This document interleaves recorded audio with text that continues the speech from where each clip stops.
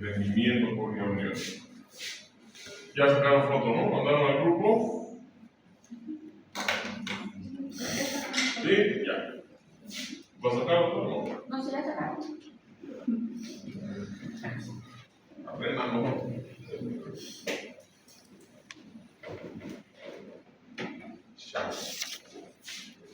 Hoy vamos a entrar ahora a segundo y tercer trimestre. La introducción que hicimos en la clase anterior nos sirve para esta clase igual. Lo vamos a repetir. ¿Se acuerdan? Le tiramos 40 minutos, ¿no? Sí. Introducción.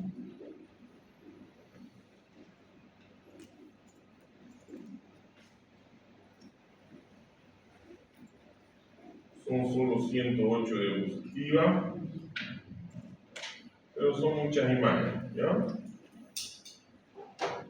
Vamos a ir avanzando, son 9:15 recién.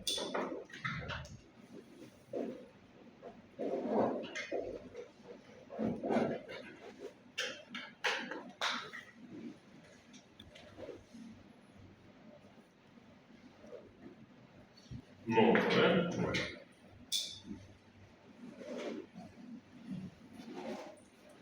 Vamos con ecografía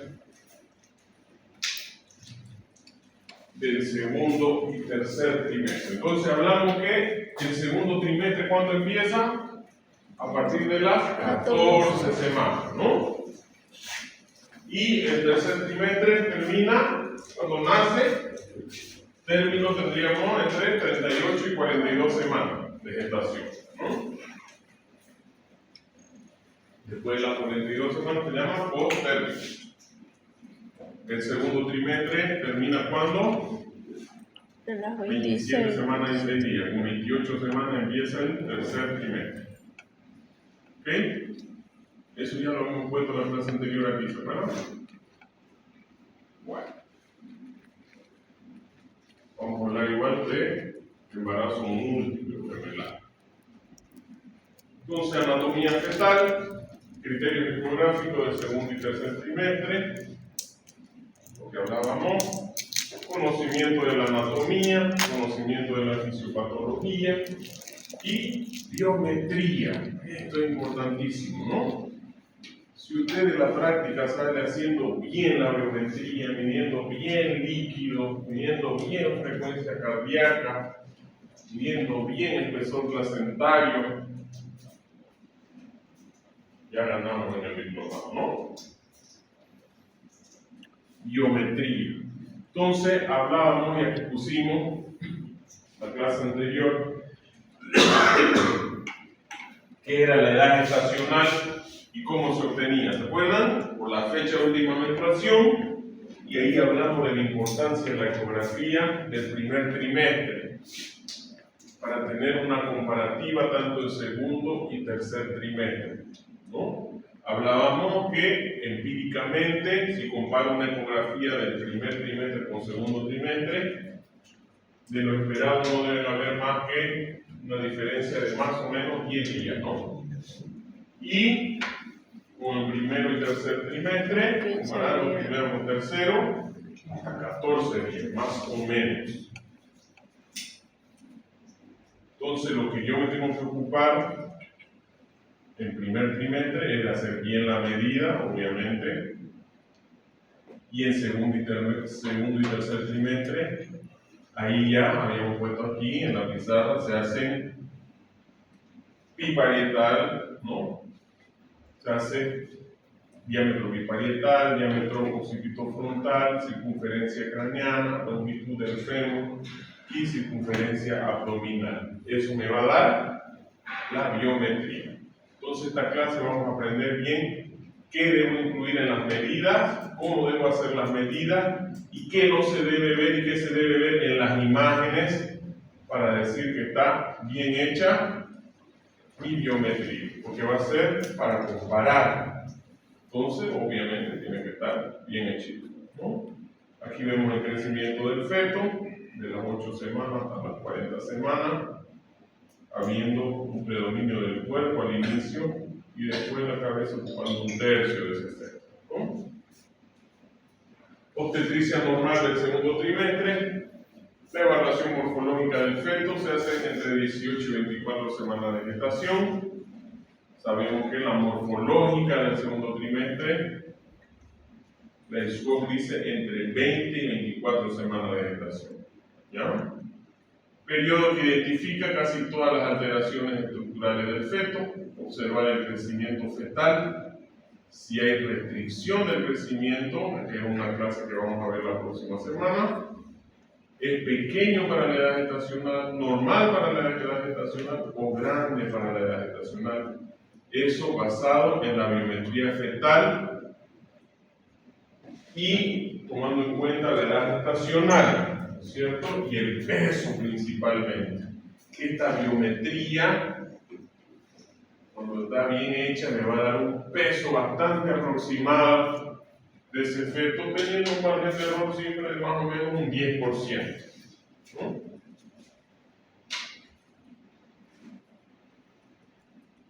Entonces, sospechar de desvío del crecimiento es una función nuestra como ecografista. No es solo hacer biometría, ¿no? Pero esa sospecha va a salir de una buena biometría y va a salir de un buen atendimiento preguntando lo primero a la paciente. Trajo una ecografía del primer trimestre y yo quiero comparar. ¿Ok?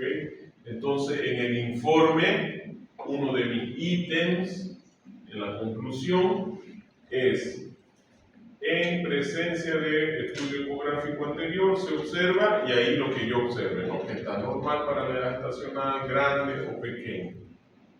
Y ahí puedo sacar percentiles. Eso vamos a ver en la próxima clase. ¿Ya? Relaciones útero-fetales. La posición fetal. ¿Por qué es importantísimo estas relaciones útero-fetales y saber la situación, la presentación, el dorso? Dependiendo cómo esté el feto, es como yo voy a hacer mi exploración. Si el feto está en esta posición y yo sé que el feto tiene una posición fetal que es como una C, yo sé que mi corte lo tengo que hacer así. Si está así el feto, yo sé que mi corte lo tengo que hacer así. Esto es transversal. Y si está oblicuo, también me voy a guiar. Entonces, lo primero inclusive que ponemos en el informe, que es situación, presentación y el dorso hacia donde se encuentra. ¿Ok? La posición fetal es relación entre el eje longitudinal del feto y el eje longitudinal del útero. Entonces, el eje del útero siempre va a ser este, ¿no? Pero el eje del feto puede ser coincidir longitudinal, puede estar transversal, oblicuo. Observamos cómo el feto está ubicado en relación a la estructura materna. Situación fetal puede ser longitudinal, transversal, oblicua. La presentación pélvica o cefálica. Aquí vemos, ¿no? Cefálica. Aquí no tiene presentación cefálica. Si estuviera sentado con la nalga acá, es pélvica, ¿no? Dorso puede ser lateral, derecho, izquierdo, superior o inferior y anterior o posterior. Si la situación es longitudinal, ¿puede tener un dorso superior o inferior? Nunca, ¿no? Sería un error en el informe. Si está longitudinal, solamente puede ser izquierdo, derecho, posterior y anterior. El dorso. Si es transversal, ahí sí puede ser inferior, como en este caso, superior, posterior y anterior. ¿Ok? Hay que tener cuidado y no poner incongruencias en nuestro informe. Cefálico, pélvica, y esta se llama córnica o córnica, que es la que se adapta en la posición oblicua. Vamos a hablar del cráneo fetal. ¿Alguna pregunta?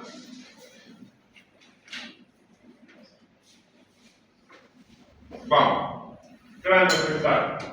¿Qué vamos a ver en el cráneo en el segundo y tercer trimestre?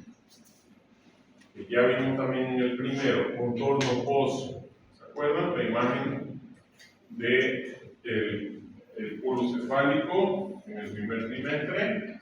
Veíamos la calota craneana, línea interhemisférica y los plexos coroideos con forma de alas de mariposa dentro de los ventrículos laterales. ¿Se acuerdan? Bueno, aquí igual vamos a ver contorno óseo, vamos a observar la integridad de la calota craneana, fisura interhemisférica en la línea que divide el cráneo en derecha e izquierda, y vamos a ver la simetría, ¿no? Por ejemplo, aquí, este corte transtalámico, tal vez yo no sé identificar las estructuras todavía, pero tengo que ver que haya simetría entre los dos lados, ¿ya?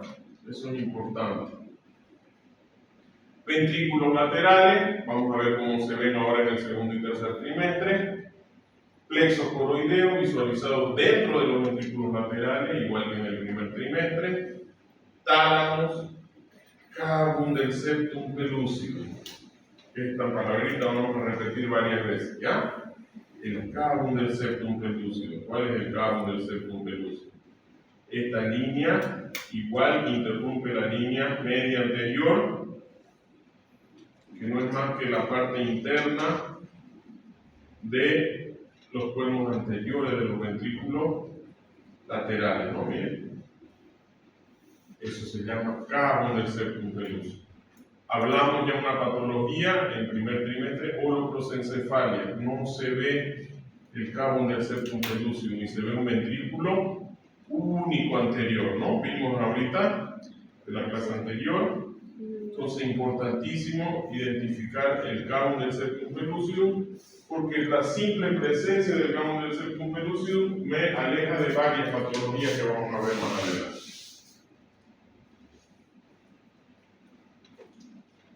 Cerebelo, va a estar en la fosa posterior del cráneo. Cisterna magna, ubicada posterior al cerebelo. Y vamos a ver hueso esfenoide, que es una estructura que nos ayuda a identificar alguna estructura como el polígono de Whitney, ¿no? El polígono vascular, que se llama también, que nos sirve para hacer doble ortético también, ¿ya? Entonces vamos a aprender tres principales cortes del cráneo. Estos cortes no se documentan en la ecografía ortética, son más de documentarse y medir en la ecografía morfológica del segundo trimestre, ¿ya? Pero es importante que igual que nosotros sepamos reconocer y observemos los distintos cortes, el que sí o sí vamos a aprender es el transtalámico. ¿Por qué? En este transtalámico vamos a hacer la medida de biparietal, occipito frontal y circunferencia craneal. Este sí o sí vamos a aprender, y vamos a aprender qué se debe ver en la imagen y qué no, para decir que está bien hecho el corte. ¿Okay? Pero los tres cortes principales tenemos que tenerlos en la cabecita y obviamente me van a ayudar a sospechar de patología, ¿ya? ¿Cuáles son esos tres cortes entonces? Siendo el axial y más superior, el corte transventricular. El siguiente, el corte transtalámico, que también es un corte axial del cráneo, pero un poco inferior al transventricular. Y el transcerebelar, que es un corte, si bien coronal, pero es oblicuo. ¿Por qué? Porque yo necesito que pase por el cerebelo para poder identificar esta estructura y la cisterna magna, ¿no? Principalmente esa es la medida.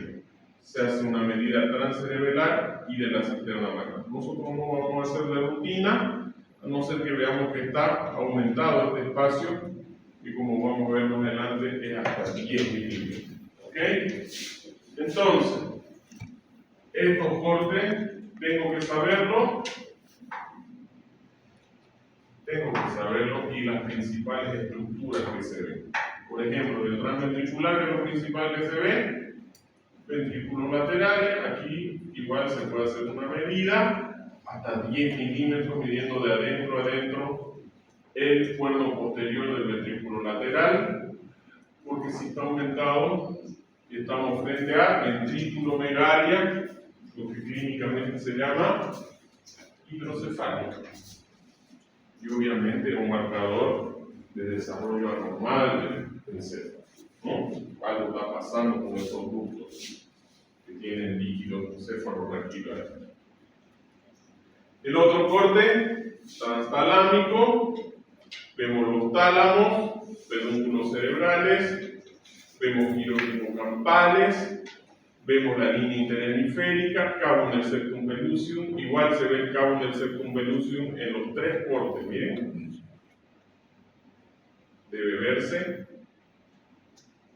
Y este importantísimo, porque este sí lo vamos a documentar, sí vamos a hacer la imagen. Aquí se hacen las medidas. ¿Okay?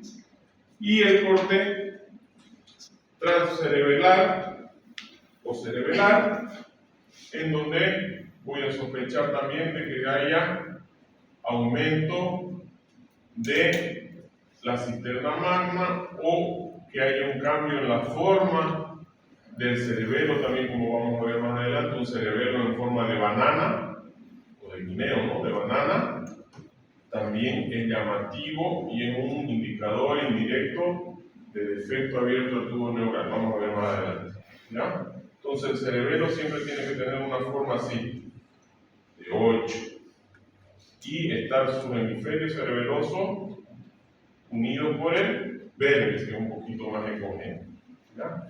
Entonces, estos tres cortes tienen que saber, y lo principal, por las medidas que se hacen y cuánto es. ¿Por qué? Porque paradójicamente lo que hacen este cribaje de decir que está bien o no, o necesita más estudio o no, lastimosamente somos los que estamos menos preparados, ¿no? Los que estamos en los niveles más básicos haciendo ecografía. Entonces vamos a hacer hincapié en que usted tiene que saber lo principal para sospechar patología. ¿Ok? Vamos al corte o plano transtalámico. En este plano se realiza la medición del diámetro biparietal, occipito frontal y de la circunferencia cefálica o craneana. Visualización de cuernos anteriores de los ventrículos laterales, cabo del septum pellucidum, tálamos y giros hipocampales. Esta es la imagen. Voy a dibujar aquí.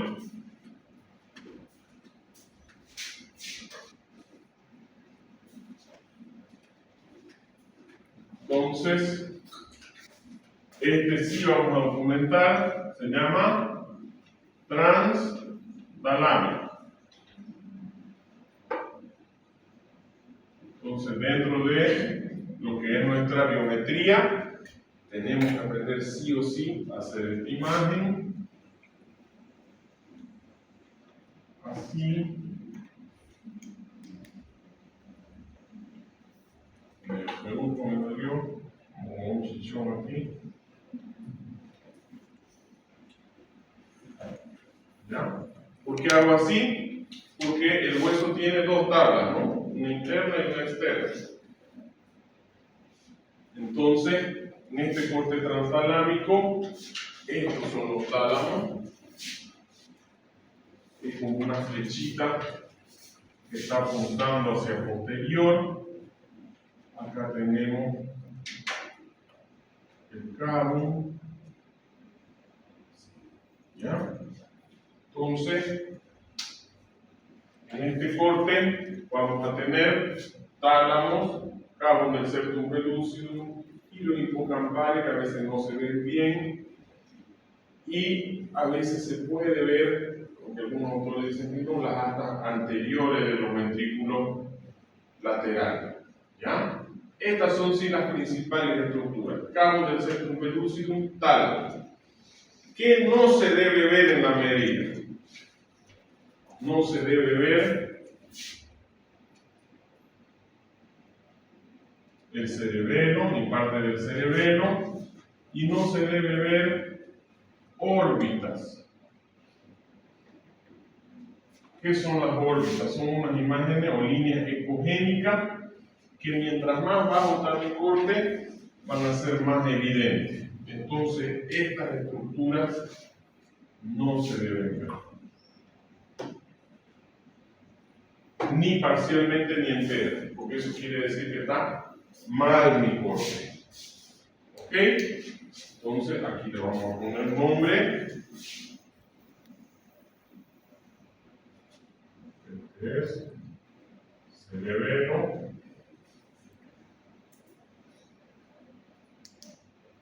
Y estos son órbitas. No se deben ver.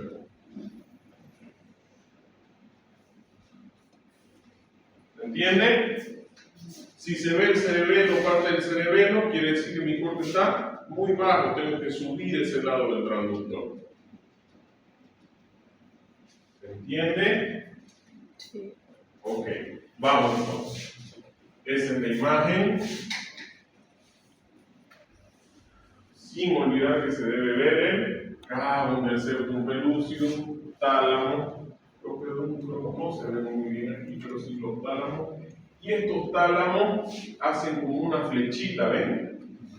Que me dicen acá es posterior y obviamente el cabo del septum pellucidum está en la porción anterior del encéfalo.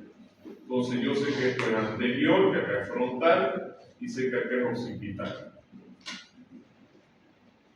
¿Está bien? Vamos a aprovechar ahorita y hacemos las medidas. ¿Cuáles son esas medidas que decía ella? Ponerle tabla externa cercana al transductor, pasando por delante de los tálamos hasta la tabla interna contralateral.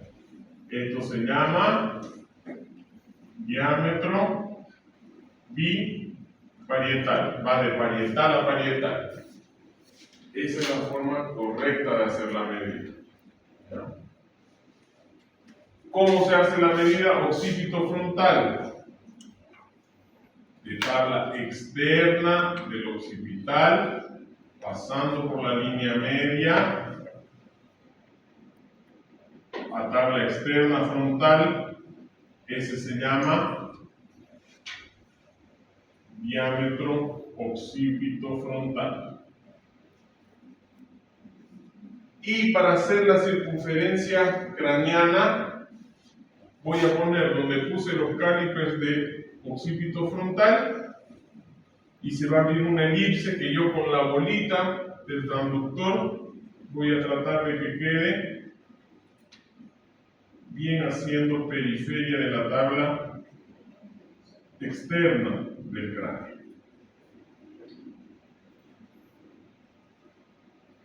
Eso se llama circunferencia craneana.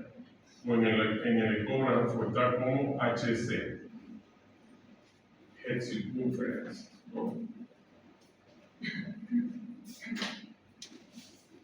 Entonces, ese es el corte transtalámico, es lo que se debe ver, lo que no se debe ver, órbitas ni cerebelo y las medidas que debemos hacer en el corte. ¿Ok? Corte transtalámico. Vamos a otro. Transventricular. ¿Qué se ve en el plano transventricular o en el corte transventricular? Obviamente, como dice su nombre, los ventrículos, ¿no? Son una de las estructuras más resaltantes del corte. Permite visualizar la porción anterior y posterior de los ventrículos laterales. Se observa el cavum del septum pellucidum. Dijimos el cavum del septum pellucidum, en los tres cortes lo vamos a ver, ¿ya? Visible después de las 16 semanas de gestación. En la parte posterior se observa el atrium, el cual se caracteriza por la presencia del glomus del plexo coroideo, que es ecogénico. ¿Qué está hablando ahí? Lo que está diciendo ahí, este es el atrium, a este espacio del cuerno posterior del ventrículo lateral es el atrium. Este es el glomus del plexo coroideo, una porción más ecogénica.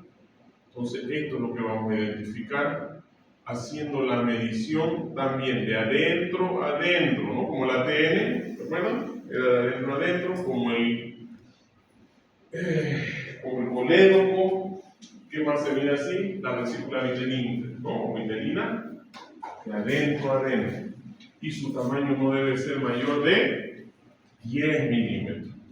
¿Dónde se hace la medición? Aquí, esto se llama fisura parieto-occipital. Hace como un triangulito aquí y apunta, ¿no? Ahí se hace la medida. ¿Ok? Entonces, otra vez vamos aquí. En la parte posterior se observa el atrium, el cual se caracteriza por la presencia del glomus del plexo coroideo, que es ecogénico. Entonces ya hablamos que estamos refiriéndose a esto, glomus y atrium.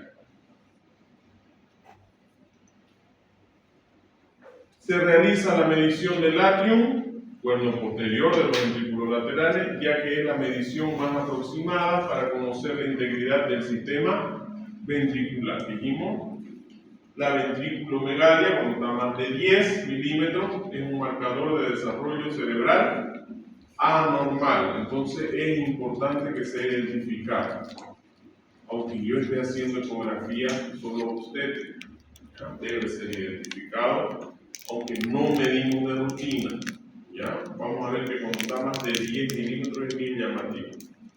Se debe medir a nivel del glomus, del plexo coroideo y perpendicular a la cavidad ventricular, valor normal hasta 10 milímetros. ¿Eso tengo que saber? Sí. No, que tengo que saber, ¿no? Aquí, hablando del cavum del septum pellucidum. Si yo veo el cavum del septum pellucidum, va a descartar estas principales patologías. Agenesia del cuerpo calloso, hidrocefalia grave, displasia septo-óptica y una que ya vimos, holoprosencefalia. ¿Ya? Ahorita vamos a ver otra vez en el segundo trimestre. Hablamos en el primer trimestre. ¿Ya? Entonces, visualizar el cavum del septum pellucidum es muy importante. ¿Okay? Aquí está haciendo la medición del atrium, que no es más que la medición del diámetro mayor del cuerno posterior del ventrículo lateral, que es todo esto. Miren, ¿cómo era ese ventrículo lateral en el primer trimestre? Dentro tenía un ala de mariposa, que era el plexo coroideo. ¿Recuerdan? Ahora lo estamos viendo así. Cambió la configuración del plexo y también del ventrículo lateral. ¿Ok? Y vamos a ver que conforme va avanzando la gestación, la gestacional, este espacio se hace más chiquitito. A veces es apenas perceptible ya con 36 semanas, 35, 36 semanas. Eso es lo normal. Ahora, si tengo 35 semanas y lo veo arriba de 10 milímetros, estaría frente a una ventriculomegalia o en cualquier edad del segundo y tercer trimestre. ¿Okay? ¿Se entiende el transventricular? ¿No? ¿Cuál es su duda? Si no entendió, diga qué. A, que es el atrium, respuesta es este. B, que es el glomus, es este. La parte más ecogénica del plexo coroideo, que es todo esto, ¿no? Pero este glomus se encuentra dentro del cuerno posterior, que es donde yo voy a hacer la medición para ver si hay aumento de este espacio. Y si hay aumento de este espacio, ¿cómo se va a llamar? Ventrículo megalia, lo que clínicamente se llama hidrocefalia, pero nosotros ponemos ventrículo megalia. ¿Se entiende? Cuidado que no pongan en el examen después, ¿no? Sí, dice, ¿no? Plano transcerebelar, o el corte que pasa por el cerebelo, ¿no? Acá. Es un corte oblicuo, los demás son axiales o transversales, este es oblicuo. Oblicuo y sigue siendo coronal, ¿no? Que está así, el corte. Acá me salté. No. Dijimos, se hace biparietal, que ya decimos aquí en la pizarra, occipito frontal y la circunferencia cefálica o craneal. Vamos con el transcerebelar. Visualización de cuernos frontales, de los ventrículos laterales, otra vez, cavum del septum pellucidum, tálamo, cerebelo, obviamente transcerebelar. ¿Y qué está por detrás del cerebelo? La cisterna magna. Entonces es en este corte que voy a ver cerebelo y cisterna magna. Cisterna magna, ¿qué es la cisterna magna? Igual es un espacio que tiene líquido, ¿no? En la fosa posterior. Ahorita vamos a ver. Ya hemos visto, ahorita le voy a mostrar mejor. El vermis del cerebelo se observa entre los hemisferios cerebelosos con una estructura un poco más ecogénica, o sea, un poquito más blanquita. En la segunda mitad de la gestación, la cisterna magna mide normalmente entre 2 y 10. Tome aquí atención que dice entre 2 y 10, o sea que quiere decir que por lo menos un poquito tiene que tener de tamaño. No dice de 0 a 10, dice de 2 a 10. Por justamente lo que le hablaba, cuando cambia la forma del cerebelo y se pone como un cerebelo en banana, puede estar relacionado a defecto abierto del tubo neural. Entonces, cuando está cerebelo en forma de banana, no voy a ver esta cisterna magna, y eso es llamativo. Por eso mínimo debe tener por lo menos 2 milímetros hasta 10. Si tiene más de 10, ¿cómo se llama? Megacisterna magna. ¿Ya? Ese es el nombre ecográfico. Megacisterna magna. Entonces se mide entre el vermis y la parte interna del hueso occipital. Aquí.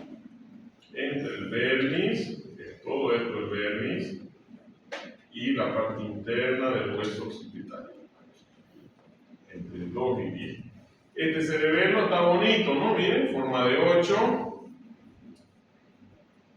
con el vermis un poquito más ecogénico. Si hiciera ecografía morfológica del segundo o tercer trimestre, mediría transcerebelar, va de aquí hasta acá, y obviamente me tengo que fijar si hay la presencia del vermis, ¿no? Por lo general, cuando no hay el vermis, esta fosa también se hace más grande, ¿no? La cisterna magna. Está relacionado a veces con una morfología que se llama Tandy-Walker, ¿no? Fijarse eso. O puede ser solamente una megacisterna magna, ya que debe ser relatada. Mi hijo, el del medio, tenía una megacisterna magna y no tenía ningún otro hallazgo. Lo hice ver con la doctora Karina, ¿no? La que viene y da un diplomado aquí está dando, ¿no? de morfología fetal, obviamente hace ya 8 años atrás. Era mi profesora. Y el único detalle que tenía era una megacisterna magna. Nació, no tenía ningún problema aparentemente, y después fue diagnosticado con autismo. Pero no estoy diciendo que la megacisterna magna sea autismo, ¿ya? Hoy se sabe que hay otra, tiene otra forma su cerebro que ozoencéfalo que se ve mejor con la resonancia, ¿no? Hay una forma diferente en los autistas. Eso ya sé, pero ecográficamente no hay cómo decirlo. ¿Ya? Por lo menos hoy en día nadie habla de tiene tal forma no va a ser autista. Entonces, si alguien le pregunta, ¿y puedo saber si es autista con la ecografía? No, ¿ya? Solamente les cuento que mi hijo tuvo eso, un hallazgo isolado, ¿no? O único. Bueno,